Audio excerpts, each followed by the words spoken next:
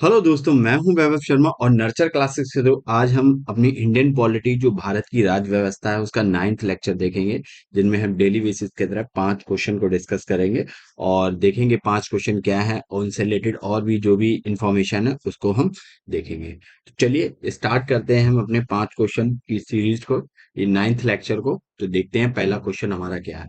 First question हमारा दिया गया है, which among the following article of the constitution of India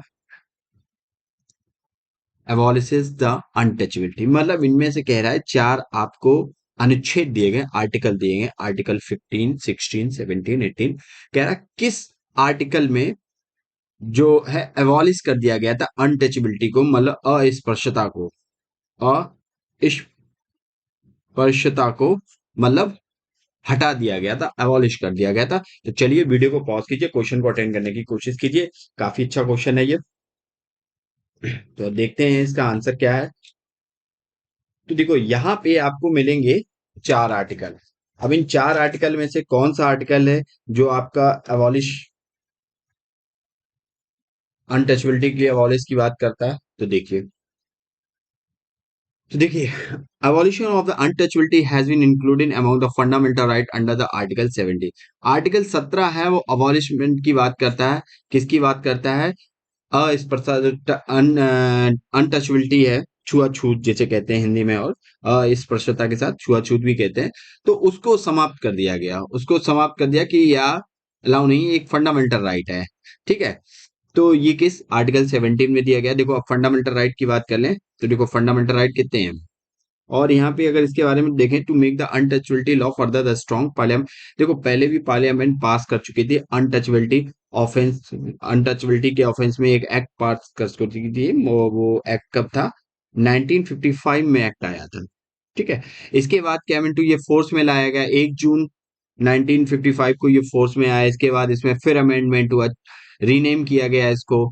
1976 में इसको फिर रीनेम किया गया और इसको बनाया गया protection of civil right act 1955। पहले इसका नाम क्या था? पार्लियामेंट द्वारा पास किया गया था offence act 19, untouchability offence act 1955। इसके बाद इसको अमेंड किया गया और इसके बाद फिर इसका नाम बदल दिया गया protection of civil right act 1955। इसके बाद इसको आर्टिकल 17 में अनटचबिलिटी के नाम से ये आ गया, अबॉलिश कर दिया गया अनटचबिलिटी को। तो देखो फंडामेंटल राइट की बात करें तो फंडामेंटल राइट कितने होते हैं? 12 से लेके आपके 35 तक फंडामेंटल राइट है। और पार्ट किस पार्ट में है? पार्ट थर्ड में आपके आते हैं फंडामेंटल राइट। फंडामेंटल राइट क्या है? पॉलिटिकल, एक तरह के ये मतलब जो राइट होते हैं ये एक इंडिविजुअल्स के लिए होते हैं, इंडिविजुअल, व्यक्तिगत होते हैं। अगर इनका वायलेशन होता है तो आर्टिकल 32 के तहत आप सुप्रीम कोर्ट जा सकते हैं, आर्टिकल 226 के तहत आप हाई कोर्ट जा सकते हैं। ठीक है। वहीं फंडामेंटल राइट को कैटेगराइज किया गया है, जैसे आर्टिकल 14 से लेके आपके आर्टिकल 18 तक आपके मिलते हैं लिबर्टी की, इक्वालिटी की बात करते हैं, समानता की बात करते हैं। और वहीं आपके आर्टिकल 19 से लेके 22 तक आपकी बात करते हैं आपकी लिबर्टी का, स्वतंत्रता। और वहीं आर्टिकल आपका 23 और 24 एक्सप्लॉइटेशन अगेंस्ट जो भी आपका हैजार्डियस प्लेस पे होता है या ट्रैफिकिंग को लेके होता है, उस पे बात करते हैं, एक्सप्लॉइटेशन पे बात करते हैं, शोषण पे बात करते हैं।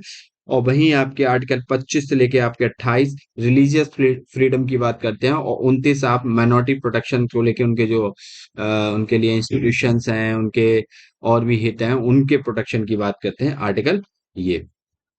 तो अब यहाँ पे क्वेश्चन क्या है? आर्टिकल 17 पे क्वेश्चन देखो, आर्टिकल 17 किसका पार्ट है? इक्वालिटी का पार्ट है। अब यहाँ पे क्वेश्चन ऐसे भी आपसे पूछा जा सकता है कि आर्टिकल 20, आर्टिकल 70 इज, जिसमें दिया गया है एवोल्यूशन ऑफ अनटचबिलिटी के बारे में दिया गया है, वो किसको रिप्रेजेंट करता है? इक्वालिटी को, लिबर्टी को, एक्सप्लॉइटेशन को, या फ्रीडम को? तो आपको 4 ऑप्शन दिए गए, आपको पता होना चाहिए। और इस टाइप का क्वेश्चन पूछा भी जा चुका है, यूपीएससी जैसे एग्जाम में पूछा जा चुका है इस टाइप का क्वेश्चन। तो कैसा है ये? इक्वालिटी का क्या है? ये इक्वालिटी का पार्ट है, ना कि लिबर्टी का पार्ट है। ठीक है। तो ये कैटेगराइज जो फंडामेंटल राइट को कर रखा है, तो इस टाइप से भी आपको मतलब तैयार करना पड़ेगा। तो चलिए बाकी हम आर्टिकल देख लेते हैं। आर्टिकल 15 किसकी बात करता है? आर्टिकल 15 बात करता है prohibition of discrimination on ground of, ये प्रोहिबिट करता है, किस चीज को प्रोहिबिशन करता है? प्रोहिबिशन करता है of discriminate, discriminant, prohibition of discrimination. अब प्रोहिबिशन ऑफ डिस्क्रिमिनेशन ये किसके अगेंस्ट करता है, किस ग्राउंड पे? Religion, race, caste, sex, place of birth, इन सब के बेसिस पर ये क्या करता है, भेदभाव को समाप्त करता है। ठीक है, तो आर्टिकल 15 यही इसी चीज की व्यवस्था करता है कि जो भी सिटीजन्स हैं वो केवल धर्म, रिलीजन है या कोई रेस है या कास्ट है या किसी लिंग है, मतलब जो भी जेंडर है जो भी, ठीक है, या बर्थ प्लेस है, उस पे लेकर उनके साथ डिस्क्रिमिनेशन ना किया जाए, उसको प्रोहिबिट करता है आर्टिकल 15। जैसे एग्जाम्पल के तौर पे कहा जाए कि जैसे आप कोई भी शॉप है या कोई पब्लिक रेस्टोरेंट है, होटल है, तो आप वहां पे आपकी एंट्री है, ऐसा नहीं है आप किसी निम्न कास्ट, शेड्यूल्ड कास्ट हैं या माइनॉरिटी या मेजोरिटी हैं, जो भी हैं समथिंग, तो आप वहां नहीं जा सकते। आप हिंदू मुस्लिम है कि वहां आप नहीं जा सकते, ऐसा नहीं है, आप आराम से वहां जा सकते हो। अगर कोई रिस्ट्रिक्शन लगा रहा है तो आपको क्या है, आपका फंडामेंटल राइट वायलेशन हो रहा है। आप आर्टिकल 32 के तहत सुप्रीम कोर्ट, आर्टिकल 226 के तहत आप हाई कोर्ट जा सकते हैं। ठीक है, ये तो आर्टिकल 15 की बात हो गई। आर्टिकल 16 की बात करें तो आर्टिकल 16 किसकी बात करता है? आर्टिकल 16 बात करता है आपके किस चीज की? ये equality of opportunity in public employment, equality of opportunity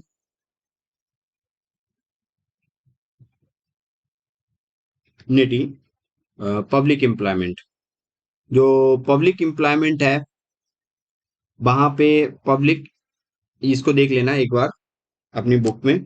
तो equality of opportunity in public जो एम्प्लॉयमेंट है उस पे बात करता है। मतलब ये कहता है कि क्यों कोई भी अगर आपको मतलब अपॉर्चुनिटी है आपकी, कि आपको इक्वल अपॉर्चुनिटी है, आप सभी चाहे किसी भी आप पद, जैसे कह दिया जाए कि एक कोई पोजीशन है, एक कोई आप पद है, तो वहां पे क्या है, चाहे कोई भी माइनॉरिटी हो, चाहे मेजोरिटी हो, चाहे कैसा भी किसी भी कास्ट का कुछ कुछ भी हो, सबको इक्वल यहाँ पे क्या, अगर एजुकेशन है उस लेवल की, आपकी एलिजिबिलिटी है, तो आपको क्या है, आप अपॉइंट किए जा सकते हैं, आप वहां पे जा सकते हैं, अपॉर्चुनिटी है आपके लिए, अवसर है वहां पे जाने का।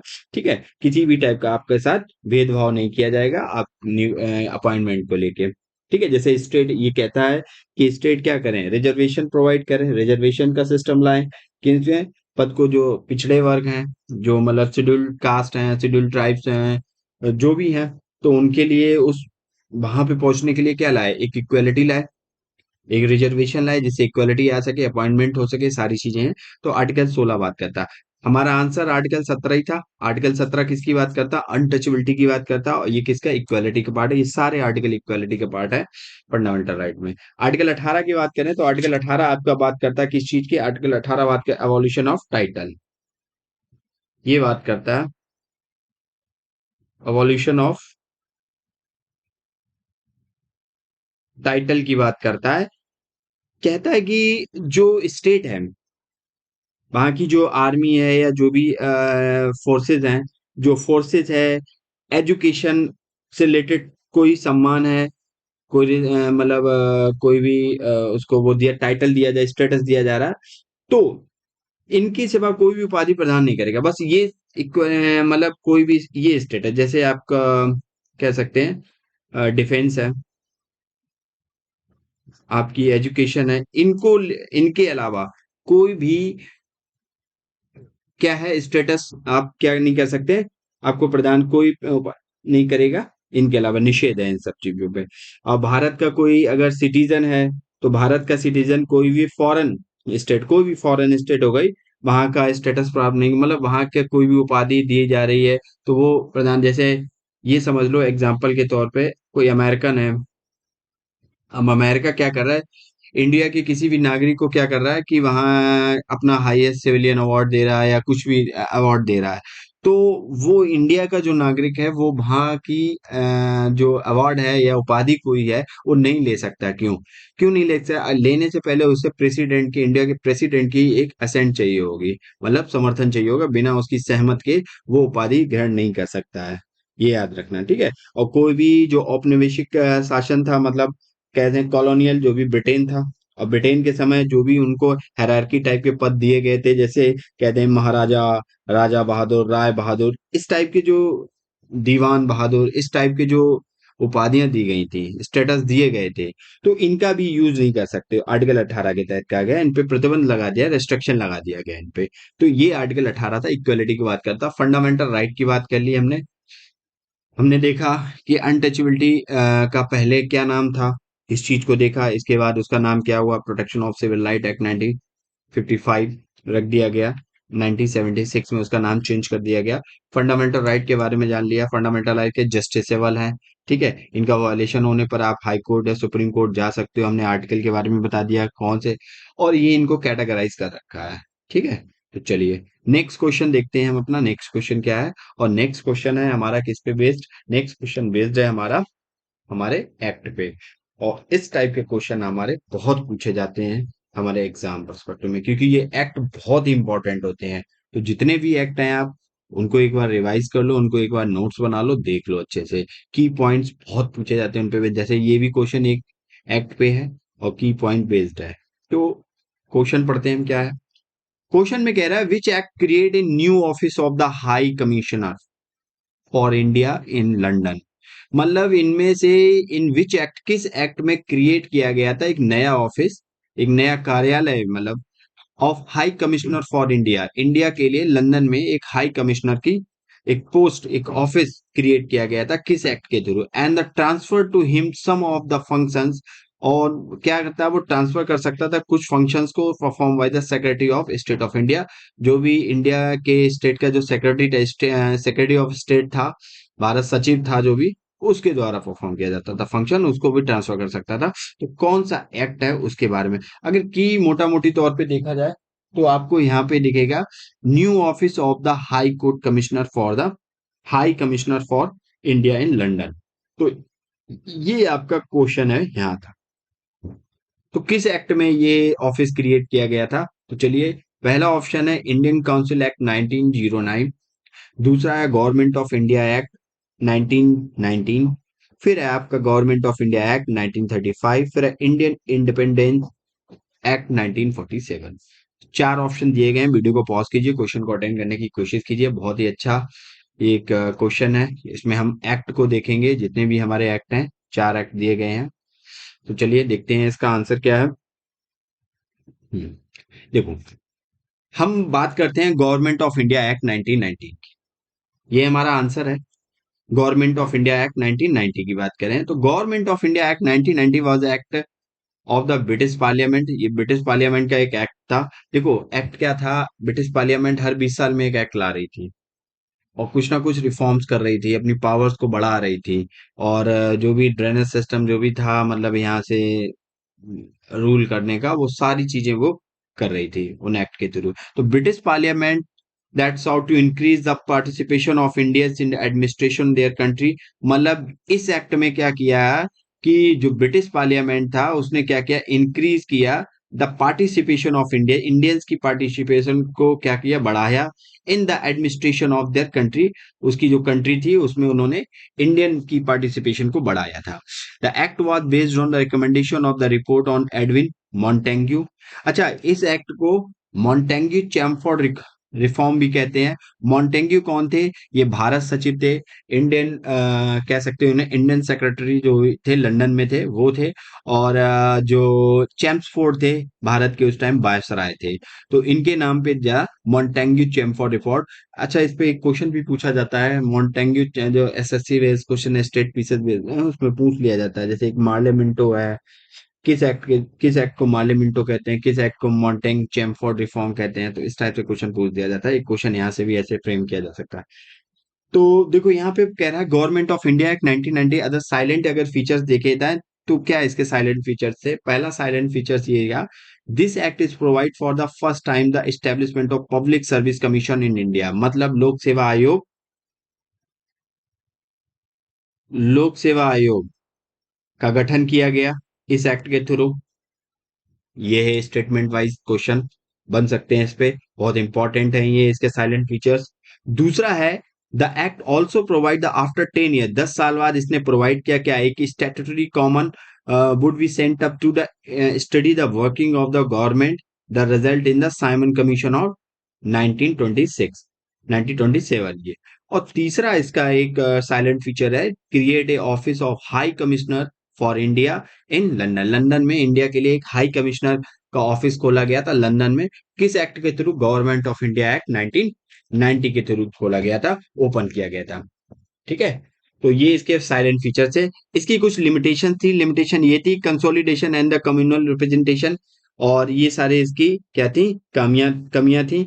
अब हम क्या करते हैं, हम एक काम करते हैं, हम कंपैरिजन करेंगे। तीन एक्ट हैं हमारे, एक तो गवर्नमेंट ऑफ इंडिया एक्ट 1935 था, इसकी टेबल बना के देख लेते हैं, जो बहुत ही बेनिफिशियल रहेगी हमारे लिए। तो चलिए, तो हम यहाँ पे क्या करते हैं, तीन एक्ट बनाते हैं, तीन एक्ट के लिए एक टेबल बनाते हैं। पहले में हम लिखते हैं कौन सा? आप लिखेंगे इंडिया, पहला वाला जो एक्ट है वो लिखो, इंडियन काउंसिल एक्ट,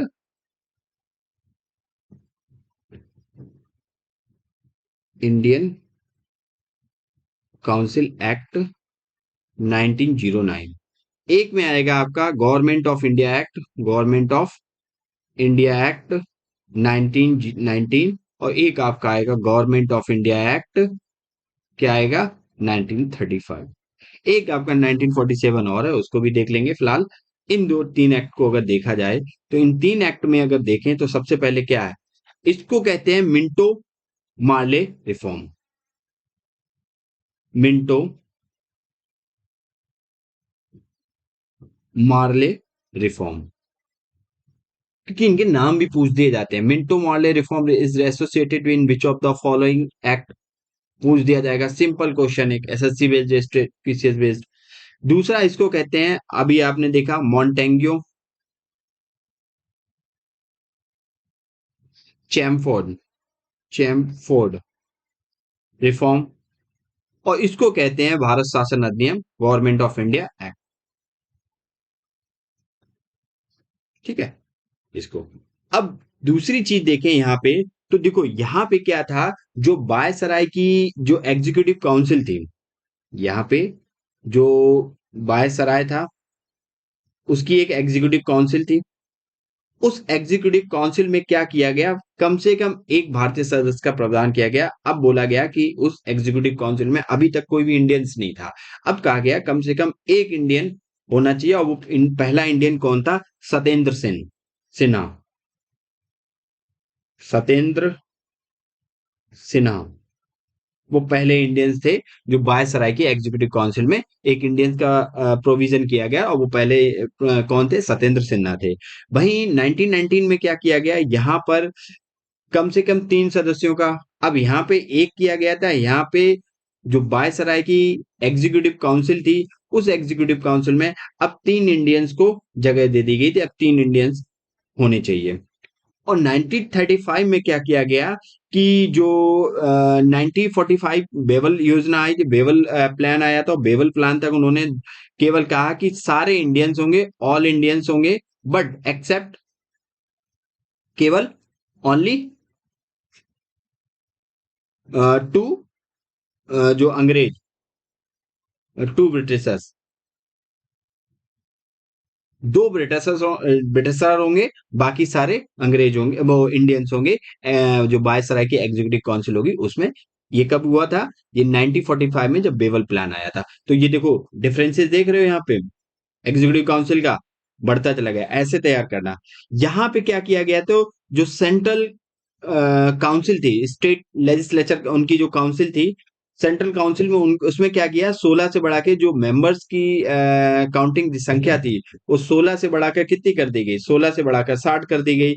और यहाँ पे क्या किया गया, जो केंद्रीय विधानमंडल जिसे कहते हैं, सेंट्रल लेजिस्लेचर था, सेंट्रल लेजिस्लेचर में यहाँ पे लाया गया डायरकी सिस्टम, मतलब सॉरी, वो बाई कैमरलिज्म, बाई कैमर कैमरलिज्म लाया गया, द्विसदनीय व्यवस्था लाई गई, जिसमें एक सदन का, एक जो हाउस था वो हो गया था आपका स्टेट काउंसिल, और दूसरा सेंटर असेंबली, स्टेट काउंसिल, दूसरा सेंट्रल असेंबली, केंद्रीय सभा हो गई थी। तो इनमें जो मेंबर्स थे वो थे। वही यहाँ पे भी एक वाई कैम्पलर सिस्टम लाया गया था, वही वाई कैम्पलर सिस्टम यहाँ पे भी आया था, गवर्नमेंट ऑफ इंडिया एक्ट 1935 में। ठीक है, इसके बाद इंडियन काउंसिल एक्ट 1909 में क्या आया, यहाँ पे एक कम्युनल इलेक्शन सिस्टम लाया गया। कम्युनल इलेक्शन सिस्टम लाया गया। अब कम्युनल इलेक्शन सिस्टम जिसे कहते हैं सांप्रदायिक निर्वाचन जो प्रणाली लाई गई, जिसमें मुस्लिम लीग थे, और मुस्लिम लीग में भी जो उनको क्या रखा गया था, उनको माइनॉरिटी कम्युनिटी के तहत उनको सीटें क्या किया गई थी, सीट्स उनको रिजर्व की गई थी इसमें इलेक्शन के लिए। ठीक है। और यहाँ पर जो कम्युनल इलेक्शन सिस्टम था उसमें पहले मुस्लिम ही थे, अब इसमें बढ़ा के क्या कर दिए गए, इसमें कम्युनल जो इलेक्शन सिस्टम था उसको एक्सटेंड कर दिया गया। उसमें अब मुस्लिम तो थे ही, सिख भी आ गए, ईसाई भी आ गए, एंग्लो को भी ले आया गया। ठीक है। एंग्लो की हम बात कर चुके हैं, उनको भी रिजर्व सीटें दे दी गई। और यहाँ पे क्या आया, जो हमारे दलित थे, उन दलितों को क्या किया गया, यहाँ पे एक जॉइंट इलेक्शन सिस्टम लाया गया था। ठीक है। वहां पे उनको क्या किया गया, यहाँ पे रिजर्वेशन प्रोवाइड किया गया। और यहाँ पे जो कम्युनल इलेक्शन सिस्टम था वो जारी रहा, किसके लिए, मुस्लिम, सिख और जो क्रिश्चियन थे और जो एंग्लो थे उनके लिए जारी गया। लेकिन यहाँ पे एक और सिस्टम ला गया था 1935 में। वो कौन सा था, वो आपको ला गया गया जो दलित थे, दलित, उन दलित के लिए एक लाया गया था, ज्वाइंट इलेक्शन सिस्टम लाया गया था। ज्वाइंट, संयुक्त निर्वाचन प्रणाली, ज्वाइंट इलेक्शन सिस्टम लाया गया था। संयुक्त निर्वाचन प्रणाली द्वारा इनको क्या दिया गया था, इनको रिजर्वेशन दिया गया था। ठीक है। तो ये था इसका एक्ट का। और भी इसमें कुछ प्रोविजन थे, जैसे यहाँ पर क्या था, यहाँ पर डायरकी सिस्टम लाया गया था। डायरकी सिस्टम पहली बार स्टेट में कब लाया गया था, 19 गवर्नमेंट ऑफ इंडिया एक्ट 1919 में लाया गया था, स्टेट में लाया गया था। ठीक है। और फिर जो गवर्नमेंट ऑफ इंडिया एक्ट 1935 आया तो स्टेट में डायरकी सिस्टम को क्या कर दिया गया, अबॉलिश कर दिया गया, और सेंटर में डायरकी सिस्टम ला दिया गया। अच्छा, स्टेट में फिर यहाँ पे सेंटर में क्या ला दिया गया, डायरकी सिस्टम ला दिया गया। और डायरकी सिस्टम क्या करता है, सब्जेक्ट को बांट रखा था, तो एक ट्रांसफर सब्जेक्ट था, एक आपका मतलब रिजर्व, और एक हस्तांतरण, एक रिजर्व सब्जेक्ट था। उनको डिवाइड कर रखा था डायरकी सिस्टम में। ठीक है। तो ये था पूरा। अब इसके बाद 1935 के साथ बहुत सारे हुए, हमारे कॉन्स्टिट्यूशन में ज्यादातर प्रोविजन जो लिए गए हैं वो हमारे कहाँ, कॉन्स्टिट्यूशन गवर्नमेंट ऑफ इंडिया 1935 से ही लिए गए हैं। अब बाकी हम कर लेते हैं लास्ट वाले की बात। तो लास्ट वाला एक्ट जो है, तो लास्ट वाले एक्ट में हम देखते हैं इसमें क्या किया गया था। यहाँ पे जो ब्रिटिश रूल था,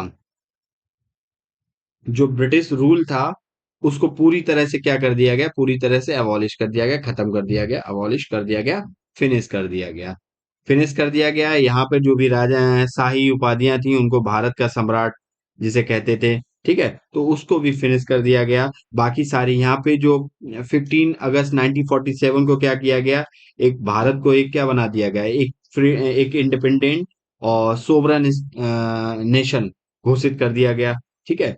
और यहाँ पे भारत का मतलब क्या कह दिया गया, भारत का डिवीजन कर दिया गया दो राष्ट्र में, दो एक एकदम इंडिपेंडेंट राज्य, डोमिनियन स्टेटस के तहत दो राज्य, भारत और पाकिस्तान बना दिए गए। ठीक है। और उनसे कहा गया वो अगर चाहें तो कॉमनवेल्थ का पार्ट बन सकते हैं, नहीं तो उनको फ्री है, वो अलग भी रह सकते हैं।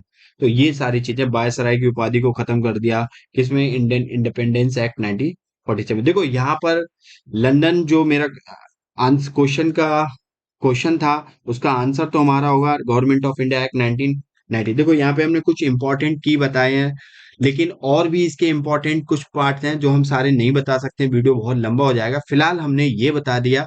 यहाँ पे आप इसका नोट्स बनाइए, सारे जो एक्ट है 1973 से लेके, अब वो 1773 से लेके आप 1947 तक जितने एक्ट हैं उनको अपने एक A4 साइज के पेपर की शीट लीजिए, उसमें की पॉइंट बेस्ड सारे आप नोट देखिए कैसे, मतलब की पॉइंट बेस्ड आते हैं। अब क्वेश्चन जैसे पूछ लेगा, communal system, communal election system जो है स्टार्ट किया गया था सबसे पहले कहाँ, किस एक्ट के थ्रू, सीधा सीधा क्वेश्चन पूछ देगा आपको स्टेट पीसीएस या यूपीएससी में। तो आपको पता होना चाहिए इंडियन काउंसिल एक्ट 1909 में हुआ था स्टार्ट। या आपसे पूछ देगा सबसे पहले कम्युनल इलेक्शन सिस्टम के तहत किसको मतलब सीट्स रिजर्व की गई थी, मुस्लिम सी लीग जिनको माइनॉरिटी में रखा गया था उनको की गई थी। इसके बाद पूछ देगा गवर्नमेंट ऑफ इंडिया एक्ट जो आपका 1990 या वहां पे कम्युनल सिस्टम में किन किन को और जगह दे दी गई थी कम्युनल इलेक्शन सिस्टम में। तो कौन कौन से थे आपके? चार थे। मुस्लिम लीग तो आपका था ही था। सिख थे, क्रिश्चियन जो जिन्हें बोलते हो, सिख थे, क्रिश्चियन थे, एंग्लो थे। इन तीनों को और क्या यहाँ पे क्या दिया गया? यहाँ पे उनको जगह दे दी गई थी। ठीक है, इसमें आपको पूछ देगा दलितों को सबसे पहले सीटें आरक्षित की गई थी, किसके तहत रिजर्व की गई थी? तो वो एक आएगी, ज्वाइंट इलेक्शन सिस्टम आया था। कब आया था? गवर्नमेंट ऑफ इंडिया एक्ट 1935 में आया था, तब दी गई थी। क्या कम्युनल सिस्टम हटा दिया? नहीं हटाया गया था। तो इस टाइप से कई तरह से क्वेश्चन बन सकते हैं यहाँ पे, की पॉइंट को लेके इनके। ठीक है, तो और भी यहाँ पे डिटेल्स हैं, हम सारी डिटेल्स यहाँ पे नहीं बता पाए, आप नोट्स बनाइए अपने। इन पे डिटेल, जैसे गवर्नमेंट ऑफ इंडिया एक्ट 1935, इसके क्या क्या प्रोविजन थे, इसकी हिस्टोरिक बैकग्राउंड एक पेज में पूरे बन जाएगी। इस एक्ट को पूरा लिख लीजिए, तो यहां से आपका कोई क्वेश्चन नहीं छूटेगा, क्योंकि अब जितने भी, चाहे स्टेट पीसीएस हो, एसएससी हो, या आपका यूपीएससी हो, इन एक्ट से एक या दो सवाल रखे होते हैं हमेशा। अगर ये एक्ट आप अच्छे से की पॉइंट विद की पॉइंट आप अच्छे से प्रिपेयर कर लेते हैं, तो आपका वो क्वेश्चन नहीं छूटेगा, आप उसको कर ले जाएंगे। तो हाई हमने देखा, न्यू ऑफिस क्रिएट किया गया, जो high commissioner of for India in London में, वो किस गवर्नमेंट ऑफ इंडिया एक्ट 1919 में किया गया। अभी हमने और भी यहाँ पे जो भी फ्रेम किया जा सकता था जिस डायमेंशन से क्वेश्चन को, हमने उनको सबको देख लिया। मॉन्टे मॉडल, जो मॉन्टेंग्यू चैमफोर्ड रिफॉर्म किस एक्ट से रिलेटेड है, ये सारे हमने देख लिए। ठीक है, तो इनकी कुछ लिमिटेशंस होगी, वो भी देख लेना, अच्छे से नोट्स बना लो, जो मेंस और प्रीलिम्स दोनों में आपके काम आएगा, प्रीलिम्स में ज्यादा आएगा। तो चलिए नेक्स्ट क्वेश्चन हम देखते हैं। अपना नेक्स्ट क्वेश्चन क्या है? नेक्स्ट क्वेश्चन ये देखो, गवर्नमेंट ऑफ इंडिया एक्ट 1919 है, प्रोवाइड किया गया था यहाँ पे इनको। अब नेक्स्ट क्वेश्चन हमारा कहता है, which of the following statement are correct regarding the constitution amendment bill. यहाँ पे अगला जो सवाल है हमारा, वो कॉन्स्टिट्यूशन अमेंडमेंट बिल के ऊपर है, जिसका हिंदी में अगर हम कहें, संविधान जो आपका संविधान संशोधन से लेके आपका जो भी विधेयक पास किया जाता है, तो उसको रिलेटेड, उससे संबंधित ये सवाल है। यहाँ पे बात कर रहा है जो आपका संविधान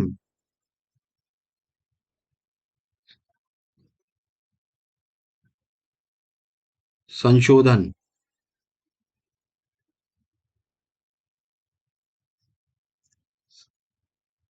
जो संविधान संशोधन विधेयक है, विधेयक मतलब बिल, जो भी बिल लाया जाता है उसको हिंदी में विधेयक कहते हैं।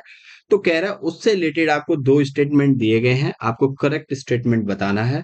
तो देखिए, वीडियो को पॉज कीजिए, क्वेश्चन को अटेंड कीजिए। पहला स्टेटमेंट अगर हम पढ़ लें, तो पहला स्टेटमेंट क्या है? The president must give his assent to the constitution amendment bill. मतलब जो भारत का राष्ट्रपति है, उसको मस्ट है अपनी समर्थन देना, असेंट मतलब अपना समर्थन देना कॉन्स्टिट्यूशन अमेंडमेंट बिल। अगर उसके पास दोनों सदनों से या जो भी प्रोसेस हो उसके पास जब बिल पहुंचता है, तो उसको कह रहा है कि उसको कॉन्स्टिट्यूशन अमेंडमेंट बिल पे अपना समर्थन देना बहुत ही मस्ट है। चलिए, अब थोड़ा यहाँ पे की पॉइंट्स पे जरा फोकस करना, ये मस्ट ओनली इस टाइप के जो होते हैं ना, ज्यादातर मैक्सिमम। ठीक है, तो फिलहाल आप अपने जो भी आपका कॉन्सेप्ट आपने पढ़ा है, आप उस पर अटल रहिए।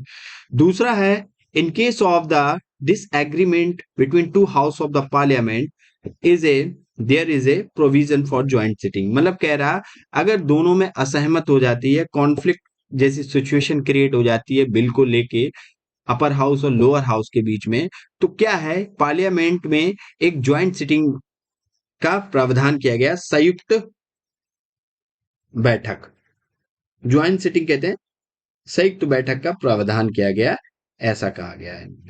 चलिए, क्वेश्चन हम समझ गए हैं, अब हम सॉल्व करते हैं इसको, कि इसका आंसर क्या होगा। ठीक है, तो चलिए, देखो सबसे पहले अगर हम देखें, तो हमारा आंसर हो गया। फिलहाल इसको सॉल्व करें। कॉन्स्टिट्यूशन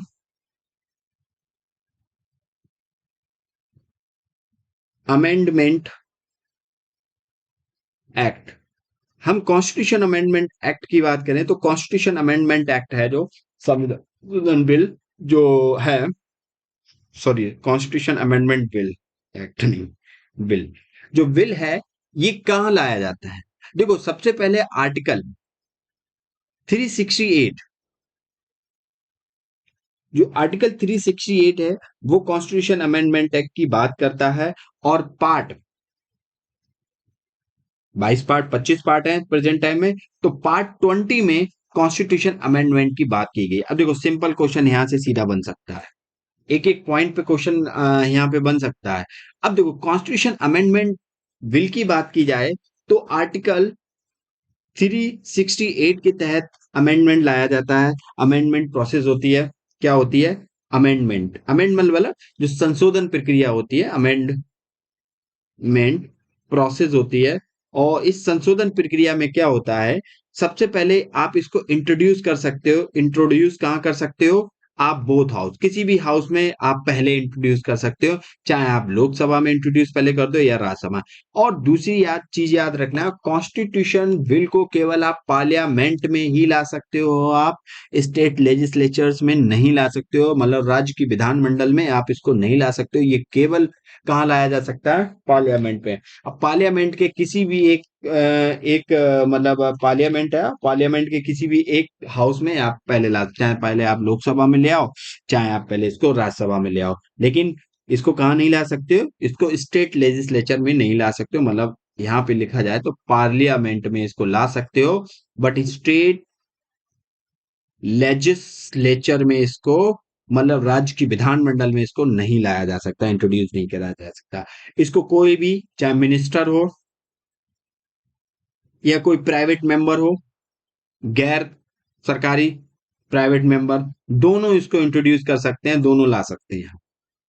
ठीक है। जैसे एक बिल था आपका धन विधेयक जिसे कहते थे, मनी बिल था। मनी बिल सिर्फ मिनिस्टर्स ला सकता है, कोई प्राइवेट मेंबर नहीं ला सकता। लेकिन इसमें क्या है, मिनिस्टर्स और प्राइवेट मेंबर दोनों ला सकते हैं, तो थोड़ा कंफ्यूजिंग होते हैं। ठीक है, इस टाइप का। प्रेसिडेंट की प्रायर परमिशन के विदाउट जरूरत नहीं है इसमें, not need for prior permission of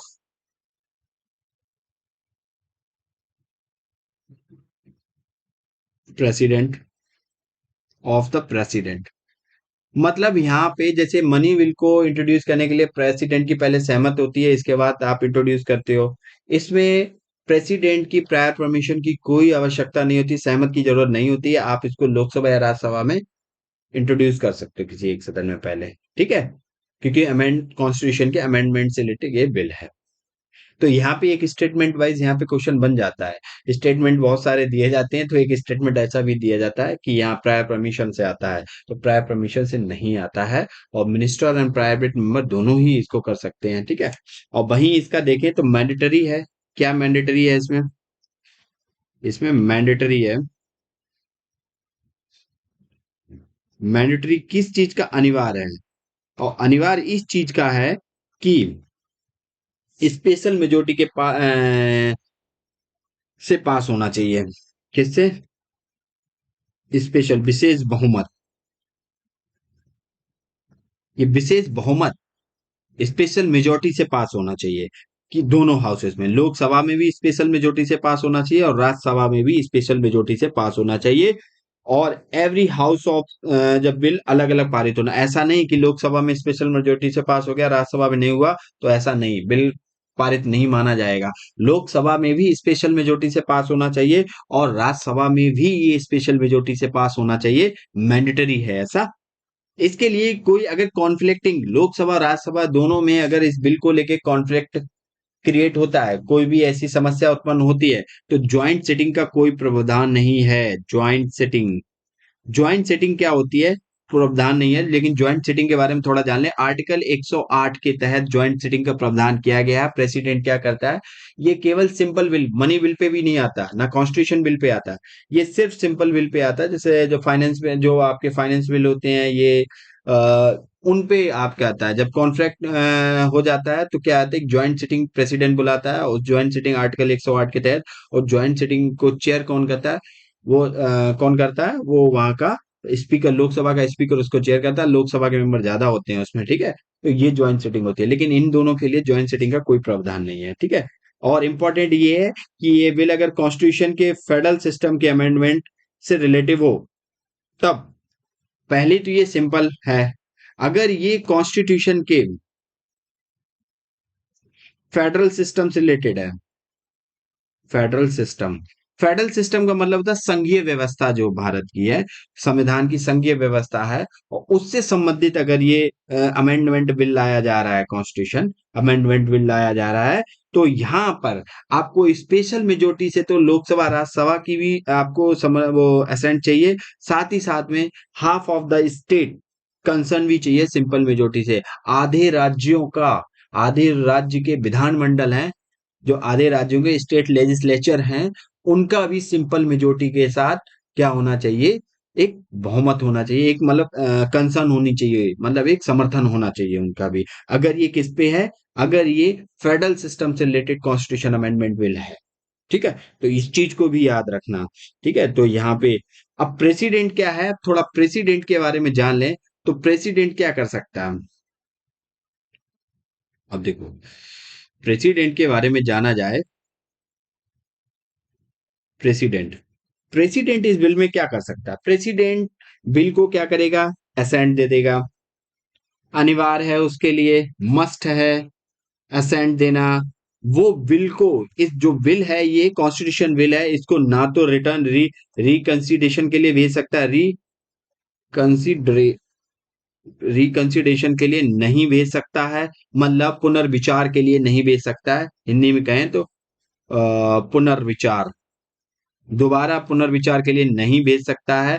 और दूसरी चीज, इसको ना अपने पास रख सकता है, ना ही अपने पास रख सकता है, इसको अपने पास भी रख नहीं सकता है प्रेसिडेंट, इसको उसको इतनी असेंट देने ही होगी, मतलब उसको मस्ट है उसको अपना इस पे समर्थन देना। तो चलिए, पहला क्या था, must give his assent to the constitution amendment bill, this is right, okay. And second is case a disagreement between two house of parliament, there is a provision for joint sitting, joint sitting का provision नहीं है, ना constitution amendment bill में है, मतलब, और ना ही आपका मनी बिल में आता है, ठीक है। ज्वाइंट सिटिंग का हमने देख चुके हैं, आर्टिकल 108 के तहत ज्वाइंट सिटिंग का प्रावधान किया गया, प्रेसिडेंट ज्वाइंट सिटिंग बुलाता है, स्पीकर उसका चेयरपर्सन होता है, ठीक है। तो आंसर आपका क्या करेक्ट पूछा है, आंसर आपका हो जाएगा ओनली वन। तो हमने यहाँ पे अमेंडमेंट बिल देखा, हमने ये भी देखा कि पार्ट 20 में अमेंडमेंट की बात की गई, आर्टिकल 368 के तहत अमेंडमेंट आता है। अब यहाँ पे तीन टाइप के अमेंडमेंट आपके आ जाते हैं। एक तो आपका अमेंडमेंट क्या आ जाता है, स्पेशल मेजोरिटी से, आर्टिकल 368 के तहत जो आपके अमेंडमेंट आते हैं, एक तो आप स्पेशल मेजोरिटी से, एक आपका सिंपल मेजोरिटी से आ जाता है। किसी दिन इस पे क्वेश्चन लाएंगे तब हम डिस्कस करेंगे डिटेल में। एक आ जाता है आपका special majority plus half of concern of states legislature, ठीक है। तो जैसे अभी हमने कहा कि कॉन्स्टिट्यूशन में किसकी बात करें, कॉन्स्टिट्यूशन अमेंडमेंट लाया जाता है किसके, फेडरल सिस्टम को रिलेटेड लाया जाता है, तो आपका special majority plus half of the concern of the state legislature की भी सहमत होनी चाहिए यहाँ पे। तो आर्टिकल 368 के तहत ये अमेंडमेंट प्रोसेस होती है, और ये पार्ट इसमें आता है। अब क्वेश्चन ऐसे आ सकता है, जैसे एसएससी है, एसएससी में बेस्ड जो आपके एग्जाम है उसमें आप स्टेट पीसीएस में सीधा सीधा सवाल पूछ देगा, इनमें से कौन सा पार्ट है वो आपके कॉन्स्टिट्यूशन अमेंडमेंट से रिलेटेड है, पार्ट 20। इनमें से कौन सा पार्ट है आपका इलेक्शन कमीशन से रिलेटेड, इलेक्शन से रिलेटेड है, पार्ट 15। ऐसे करके आपको जो 25 पार्ट दिए गए हैं विद अमेंडमेंट, तो आपको वो सारे तैयार होने चाहिए। फंडामेंटल राइट किस पार्ट्स में आते हैं, part 3, duties part 4A, DPSP part 4 में आती है। तो ये सारे आपको एक लिस्ट बनाइए, छोटी छोटी चीजों को याद कीजिए, क्योंकि यही आपके स्टेटमेंट वाइज यही आपकी एक सिंपल क्वेश्चन बना के पूछ ली जाती है। तो हमने यहाँ पे कॉन्स्टिट्यूशन अमेंडमेंट बिल के बारे में देखा अच्छे से डिटेल में, क्या था कॉन्स्टिट्यूशन, हमने साथ ही साथ में ज्वाइंट सिटिंग को भी देखा यहाँ पे, उसके बारे में भी समझा। तो चलिए हम अपने नेक्स्ट क्वेश्चन पे चलते हैं, ठीक है। नेक्स्ट क्वेश्चन है हमारा, article which article declare law that are the inconsistent with the fundamental right null and void. मतलब यहाँ आर्टिकल 13 की बात की गई है, किसकी बात की गई है, आर्टिकल 13 की बात की जा रही है, कि आर्टिकल 13 क्या है उसकी बात की जा रही है। सॉरी, हम यहाँ पे आपको आंसर ही बता गए, तो इसके लिए खेद है कि आपको हमने क्वेश्चन करने का मौका नहीं दिया, फ्लो फ्लो में आप आंसर निकल गया। कोई बात नहीं, हम आर्टिकल समझ लेते हैं, ठीक है। चलिए, तो देखो, इसका आंसर हमने बता दिया, आर्टिकल 13 है उसकी बात की जा रही थी।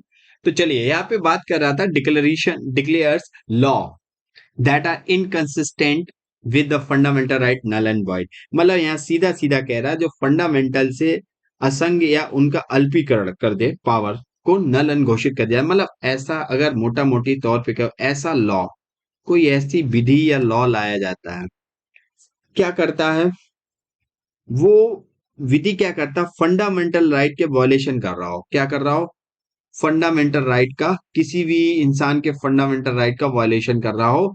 तो जब वायलेशन कर रहा होता है मतलब उसका हम्म तो क्या होता है, तब उस लॉ को क्या है अवैध घोषित कर दिया जाता है। उस जो लॉ है जो फंडामेंटल राइट का वॉयलेशन कर रहा है, किसी भी इंसान पर्टिकुलर कोई भी इंसान है उसके फंडामेंटल राइट वायलेशन हो रहा है उस कानून की वजह से, या लोगों का सारे लोगों का फंडामेंटल राइट वायलेशन हो रहा है, तो उस विधि को उस लॉ को क्या कर दिया जाता है, नल नल एंड अवॉइड कर दिया जाता है। नल एंड वॉइड कर दिया जाता है, वॉइड कर दिया जाता है। ठीक है, उसको आर्टिकल 13 के तहत ये कहा गया है। अच्छा, ये क्या करता है, आर्टिकल 13 की बात करें तो आर्टिकल 13 में जुडिशियल रिव्यू को भी बात की गई, जुडिशियल शेयर रिव्यू की बात की, न्यायिक समीक्षा की भी बात की गई है इसमें, कि न्यायिक समीक्षा का भी पार्ट है ये केस। कौन, आर्टिकल 13 आपका। तो आर्टिकल 13 के बारे में हमने देख लिया। आर्टिकल 13 एक फंडामेंटल राइट, खुद में एक फंडामेंटल राइट है, और ये क्या करता है, कोई भी ऐसा कानून जो फंडामेंटल राइट का वॉयलेशन करता है तो उस कानून को क्या करता है, नल एंड वॉइड कर देता है। मतलब इनको जीरो शून्य घोषित कर देता है। इनकंसिस्टेंट मतलब होता है यहाँ पे आपका एकदम असंग हो, कि मतलब वो फंडामेंटल राइट के अकॉर्डिंग काम ही ना कर रहा हो वो लॉ। और यहीं पे ठीक है, चलिए बाकी हम आर्टिकल देख लेते हैं। तो बाकी आर्टिकल में अगर देखा जाए तो एक आपका आर्टिकल कौन सा आ जाता है, बाकी आर्टिकल में अगर गौर फरमाया जाए तो आपका आर्टिकल 143 आ जाता है, और 336 आ जाता है, 131 आ जाता है। तो चलिए इनको भी देख लेते हैं। हम्म। तो जो आपका आर्टिकल 143 है उसके बारे में थोड़ा गौर किया जाए कि 143 क्या है। ये है प्रेसिडेंट से रिलेटेड, ये प्रेसिडेंट और सुप्रीम कोर्ट से रिलेटेड है। मतलब प्रेसिडेंट को एडवाइस पे रिलेटेड है प्रेसिडेंट की, कि प्रेसिडेंट किसी भी अगर कोई मतलब लॉ है, कोई लॉ है या कोई ऐसा फैक्ट तथ्य है जो प्रेसिडेंट जिस पे क्या करता है फंस गया है, और वो क्या करता है एडवाइस लेना चाहे, ठीक है, तो वो क्या करता है सुप्रीम कोर्ट के एडवाइस ले सकता है आर्टिकल 143 के तहत। लेकिन सुप्रीम कोर्ट एडवाइस दे भी सकती है, लेकिन यहाँ पे प्रेसिडेंट के ऊपर डिपेंड करता है वो उसकी एडवाइस को माने या ना माने। तो वो उसका डिपेंड करता है, कोई भी लॉ है किसी भी लॉ पे बेस्ड वो ले सकता है यहाँ पे एडवाइस। तो प्रेसिडेंट की एडवाइस है सुप्रीम कोर्ट से रिलेटेड, किसी भी लॉ या फैक्ट पे बेस्ड होती है, तो वो ले सकता है। यहाँ पे वो एडवाइस एक्सेप्ट करे ना एक्सेप्ट करे ये डिपेंड करता है प्रेसिडेंट पे। वही आर्टिकल 336 है, वो एंग्लो इंडियंस जो हैं उनकी सर्विसेज की बात करता है, उनके रिजर्वेशन की बात, स्पेशल प्रोविंसेस की बात करता था। अब जो हटा दिया गया है, मतलब कुछ ऐसी सर्विसेज जिनमें एंग्लो इंडियन जो हैं, जो एंग्लो इंडियन थे, कम्युनिटी थी, एंग्लो इंडियन समुदाय थे, उनको स्पेशल प्रोविजन प्रदान करता था, एक स्पेशल प्रोविजन देता था, विशेषाधिकार देता था। अब इस एंग्लो इंडियन लोकसभा से हटा दिया गया, एंग्लो इंडियन को 2 सीटें थी पहले एंग्लो इंडियन की, प्रेसिडेंट अपॉइंट करता था। अब आर्टिकल जो कॉन्स्टिट्यूशन अमेंडमेंट एक्ट आया था 104 के तहत 10 साल के लिए SC ST के लिए तो 10 साल के लिए रिजर्वेशन बढ़ा दिया गया था लोकसभा में, लेकिन एंग्लो इंडियंस के लिए नहीं बढ़ाया इस बार।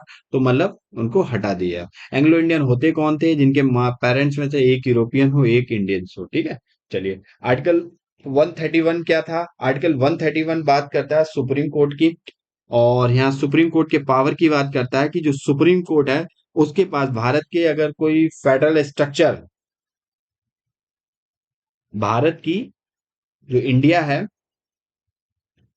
अब इंडिया की कोई फेडरल स्ट्रक्चर के विभिन्न जो भी इकाई हैं उनके बीच अगर कॉन्फ्लिक्ट होती है तो उन कॉन्फ्लिक्ट पर सुनवाई करने की पावर केवल किसके पास, सुप्रीम कोर्ट के पास है। आर्टिकल 131 ऐसा कहता है कि इन पर सुनवाई सुप्रीम कोर्ट ही केवल कर सकता है, कोई भी अदर कोर्ट नहीं सुनवाई कर सकता है। अगर कोई भी यहाँ पर क्या है, कॉन्फ्लिक्ट जैसी जो भी फेडरल स्ट्रक्चर से रिलेटेड जो भी कॉन्फ्लिक्ट हो रही है, फेडरल स्ट्रक्चर में आपके बहुत सारे आ जाते हैं, ठीक है, जैसे सुप्रीमेसी ऑफ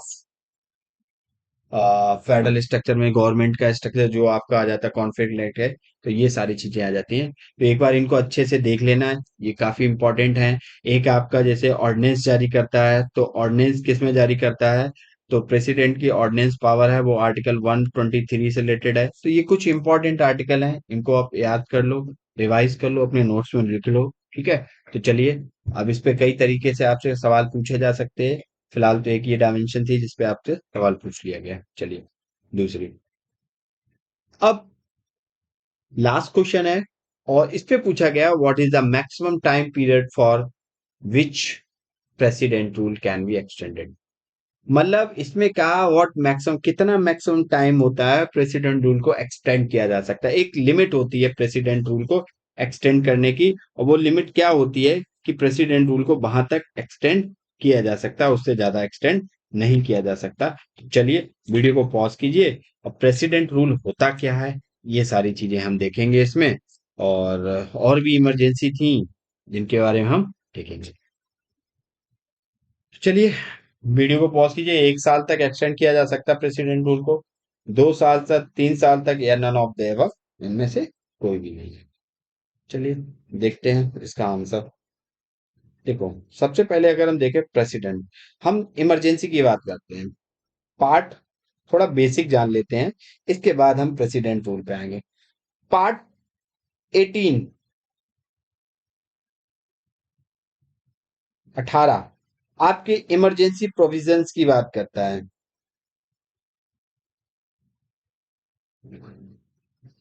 अमेंडमेंट कौन सा था, पार्ट 20 था। पार्ट 18 इमरजेंसी प्रोविजन की बात करता है, जो आपकी आपातकालीन शक्तियां प्रावधान है उनकी बात करता है। तो यहाँ पर आपके जो आर्टिकल हैं, आर्टिकल 352 से लेके आपके आर्टिकल 360 तक, 360 तक आपके जो आर्टिकल आते हैं वो इमरजेंसी प्रोविजन से रिलेटेड आपके आर्टिकल होते हैं। इमरजेंसी प्रोविजन में देखा जाए तो 3 तरह के आपकी सेंट्रल, यहाँ पे इमरजेंसी प्रोविजन में क्या होती है, एक याद रखना, जो सेंट्रल पावर होती है, जो यूनियन गवर्नमेंट होती है, यूनियन पावर होती है, वो क्या होती है, और भी ज्यादा पावरफुल हो जाती है, और भी ज्यादा पावरफुल हो जाती है, क्योंकि सारी पावर्स उसके पास आ जाती हैं। तो इमरजेंसी अगर देखी जाए तो 3 टाइप की आपकी इमरजेंसी का जिक्र है आपके कॉन्स्टिट्यूशन में। तो 3 टाइप की इमरजेंसी कौन कौन सी हैं, कॉन्स्टिट्यूशन में अमेंड किए बिना ही यहाँ पर क्या है, फेडरल स्ट्रक्चर को चेंज कर दिया जाता है। तो मतलब ये है कि फेडरल स्ट्रक्चर, देखो इमरजेंसी कोई भी लगती है तो यहाँ पे क्या होता है, जो फेडरल स्ट्रक्चर है कॉन्स्टिट्यूशन का, फेडरल स्ट्रक्चर वो चेंज हो जाता है किसमें, यूनिटरी स्ट्रक्चर में, एकात्मक ढांचे में चेंज हो जाता है। तो ये भी एक यहाँ पे सवाल बन जाता है, नहीं उल्टा आपको करते स्टेटमेंट में, federal structure convert change into unitary structure में कन्वर्ट हो जाता है। वो 3 टाइप के आपके प्रोविजन दिए गए हैं। एक तो आपकी दिएगी नेशनल इमरजेंसी, नेशनल इमरजेंसी जिसे राष्ट्रीय आपातकाल बोलते हो, इमरजेंसी, जो आर्टिकल 352 में दी गई है। दूसरी आपकी आती है आपकी प्रेसिडेंशियल रूल, जिसके बारे में हम देखेंगे, प्रेसिडेंशियल रूल या गवर्नर रूल कह सकते हैं, ठीक है, तो किसी कई नाम है इसके। तो आर्टिकल ये आपका आता है 356 में। तो ये 2 आर्टिकल में आता है, एक 356 के बेस पे लगता है, एक 365 के बेस पे लगता है। फिर आपका आर्टिकल 3 आता है जिसमें फाइनेंशियल इमरजेंसी की बात की जाती है, फाइनेंशियल वित्तीय आपातकाल, जो भारत में एक बार भी अभी तक नहीं लगा है, फाइनेंशियल इमरजेंसी। और फाइनेंशियल इमरजेंसी आर्टिकल 360 के तहत आता है। तो इस टाइप से पहले तो आपसे इन पे बेसिक सवाल पूछ लिया जाएगा कि फाइनेंशियल इमरजेंसी आपके किस आर्टिकल के तहत आती है। या प्रेसिडेंशियल रूल किन आर्टिकल के तहत लगता है, या नेशनल इमरजेंसी किस है, एसएससी बेस्ड या और भी एग्जाम है उनमें आपसे डायरेक्ट सीधा सवाल आपसे पूछेगा। पार्ट कौन सा national provision emergency provision provision से रिलेटेड आपका कौन सा पार्ट है, तो आपको पता होना चाहिए कौन से आर्टिकल कौन से किससे रिलेटेड है। इसमें फेडरल पावर स्ट्रक्चर है, यूनिटी स्ट्रक्चर में कन्वर्ट हो जाता है, ये की पॉइंट्स हैं। अब हम बात करते हैं अपने प्रेसिडेंशियल रूल रूल की, क्योंकि हम यहाँ पे सारे को कवर नहीं करेंगे। हम और भी अगर नेक्स्ट सीरीज में क्वेश्चन आएंगे तब उनमें हम बाकी को देख लेंगे। फिलहाल हम यहाँ पे बात करते हैं प्रेसिडेंस रूल की। प्रेसिडेंस रूल, इसका दूसरा नाम होता है गवर्नर रूल। ये ठीक है। हाँ, एक और भी नाम होते हैं इनके। तो यहाँ पे क्या था, गवर्नर को कौन अपॉइंट करता है, प्रेसिडेंट अपॉइंट करता है, वो उसी के प्रायर परमिशन पर काम करता है। ठीक है, इसलिए गवर्नर रूल भी कहते हैं। तो देखो, यहाँ पे दो आर्टिकल काम करते हैं। एक तो आपका आर्टिकल काम करता है आर्टिकल 356 के बेस पे लगता है आपका प्रेसिडेंशियल रूल, और एक आपका आर्टिकल 356 365 के बेस पे आपका प्रेसिडेंशियल रूल लगता है। यहाँ पे क्या होता है, जब आर्टिकल 356 होता है तो यहाँ पे किस क्या एक रीजन होता है जिसके बेस पे ये लगता है। वो रीजन ये होता है, स्टेट गवर्नमेंट है कॉन्स्टिट्यूशन प्रोविजन के अकॉर्डिंग नहीं चल रही होती है। जब जो स्टेट गवर्नमेंट है वो क्या है, संविधान के अनुसार ना चले, कॉन्स्टिट्यूशन जो प्रोविजन है कॉन्स्टिट्यूशन के अकॉर्डिंग अकॉर्डिंग नहीं चलती हैं। ठीक है, तो यहाँ पे इस बेस पे लगता है आर्टिकल 356 के तहत यहाँ पे प्रेसिडेंस रूल या गवर्नर रूल लग जाता है। वहीं यहाँ पे क्या होता है कि स्टेट है वो सेंटर द्वारा दिए गए कोई भी इंस्ट्रक्शन है उसका पालन नहीं करता है। स्टेट है वो सेंटर द्वारा कोई बिल हो गया लोकसभा राज्यसभा में पास हुआ कानून बन गया, लेकिन वो स्टेट है वो उस कानून को अप्लाई नहीं कर रहा है अपने यहाँ, तो क्या है, तो यहाँ पर विफल माना जाता है, संविधान का वो विफल माना जाता है, क्योंकि वो संविधान का पार्ट बन गया अब और वो कानून बन गया है और वो स्टेट उसको क्या कर रही है, अप्लाई नहीं कर रही है।